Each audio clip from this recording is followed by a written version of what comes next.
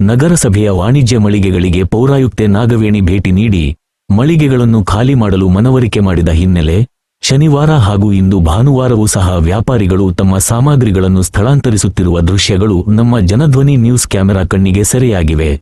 ಈ ಸಂದರ್ಭದಲ್ಲಿ ಮಾಜಿ ನಗರಸಭೆ ನಾಮನಿರ್ದೇಶನ ಸದಸ್ಯ ನೇತಾಜಿ ಪ್ರಸನ್ನ ಅವರು ಕೂಡ ತಮ್ಮ ಫೋಟೋ ಸ್ಟುಡಿಯೋ ಸಾಮಗ್ರಿಗಳನ್ನು ತೆರವುಗೊಳಿಸಲು ಮುಂದಾಗಿದ್ದಾರೆ.